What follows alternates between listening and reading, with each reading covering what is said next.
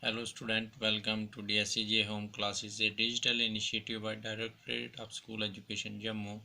Myself, Lal Singh, teacher, Government High School, Chandrapur, District Ramban. Class 6 to 10th, subject English Grammar, topic tense और उसका सब topic है past perfect continuous tense. तो past tense क्या होता है? We show that action was done at the past time I went to school. यानी past tense होता है कोई भी एक्शन जो पास्ट में हुआ। पास्ट की जो 3 काइंड्स हैं वो हमने पहले पिछले 3 वीडियो में डिस्कस की है।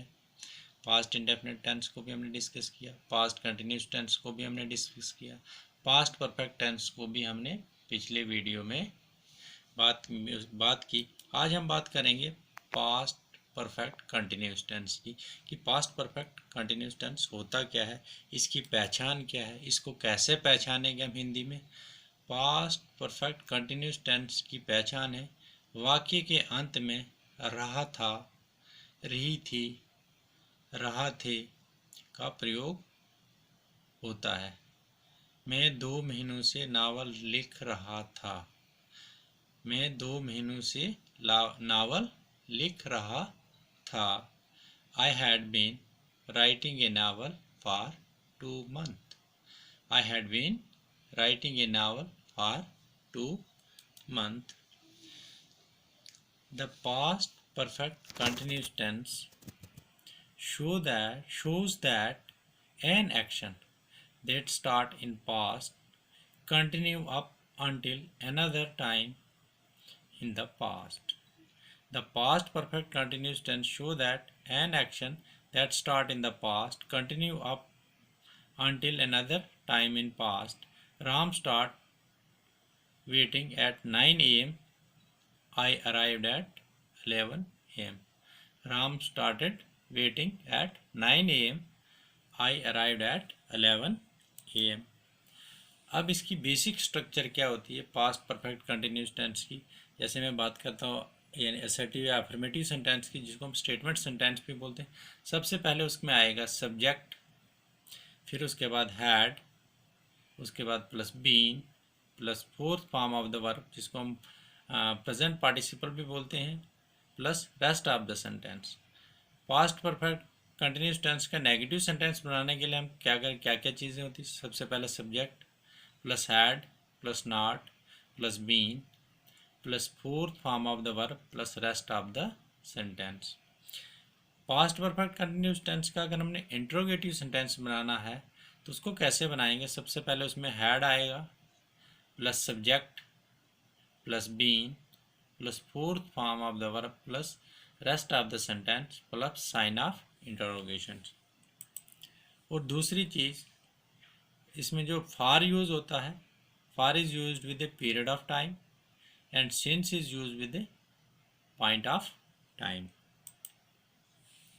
The past perfect continuous tense is used to express an action which had been completed before another action began. The past perfect continuous tense is used to express an action which had not been completed before another action began. यानी एक action अभी complete नहीं हुआ होता है, उसके साथ ही दूसरा एक्शन शुरू हो जाता है। We had been singing when the teacher entered the class. We had been singing when the teacher entered the class. यानी हम गा रहे थे जब टीचर क्लास के अंदर एंटर हुआ था। He had been working hard for 10 years when he fell ill. He had been working hard for 10 years when he fell ill. It had been raining since morning when you rang me up. It had been raining since morning when you rang me up. My grandfather had been running business before he died. My grandfather had been running business before he died. अब इसमें assertive यानी positive sentence बनाने के लिए क्या क्या लगता है। सबसे पहले सब्जेक्ट आएगा plus had plus been plus fourth form of the verb plus rest of the sentence. जैसे I had been learning English for 1 year. I had been learning English for 1 year. Ram had been crying since morning. Ram had been crying since morning. Moon had been studying since 5 o'clock। यानी फार लगा, वहाँ मेरे पास क्या है, period of time, एक साल के लिए, एक साल से। I had been learning English for 1 year, में एक साल से इंग्लिश पढ़ रहा था। Ram had been crying since morning, Ram सुबह से रो रहा था। Mohan had been studying since 5 o'clock, Mohan सुबह 5 बजे से पढ़ रहा था। अब इसी का हमने नेगेटिव सेंटेंस कैसे बनाए। सबसे पहले subject plus had plus not plus been plus fourth form of the verb plus rest of the sentence. जैसे I had not been learning English for 1 year। I had not been learning English for 1 year। Ram had not been crying since morning. Mohan had not been studying since 5 o'clock।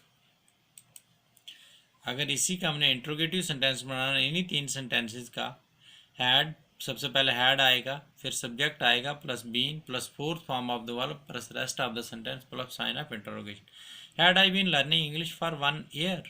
Had I been learning English for 1 year। Had Ram been crying since morning. Had Ram been crying since morning.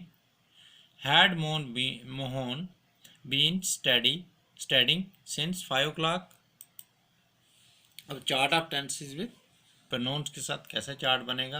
Pronounce में जैसे आई, we, you, he, she, it, they, इनके साथ positive sentence, negative और interrogative sentence कैसे बनाएं। सबसे पहले हम आई की बात करते हैं। जैसे I had been doing my work, इसका नेगेटिव बनेगा I had not been working. I had not been working, इसका पॉजिटिव आई के साथ कैसे बने, हैड आई बीन वर्किंग।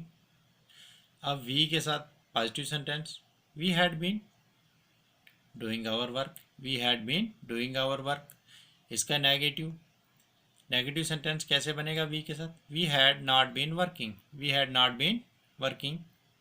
और वी के साथ इंट्रोगेटिव सेंटेंस कैसे, सबसे पहले हैड आएगा, had we been working. Had we been working. You के साथ positive sentence, you had been doing your work. You had been doing your work. और यू के साथ नेगेटिव सेंटेंस कैसे बनाए, you had not been working. You had not been working. और you के साथ इंट्रोगेटिव, पहले लगेगा हैड यू बीन वर्किंग। अब ही के साथ positive sentence, he had been doing his work. He had been doing his work. Negative sentence, he had not been working। he had not been working। तो interrogative ही के साथ, had he been working। had he been working। अब she के साथ positive sentence, she had been doing her work। she had been doing her work। she के साथ negative sentence, she had not been working। she had not been working। Interrogative sentence she के साथ, had she been working. It के साथ positive sentence, it had been working its work. It had been doing its work. It had been doing its work. तो negative, it had not been working. It had not been working. और interrogative sentence, had it been working. अब they के साथ positive sentence कैसे बनेगा, they had been doing their work. They had been doing their work.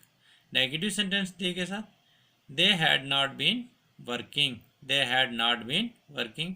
और इसके साथ interrogative sentence, had they been working. Had they been working. Thank you.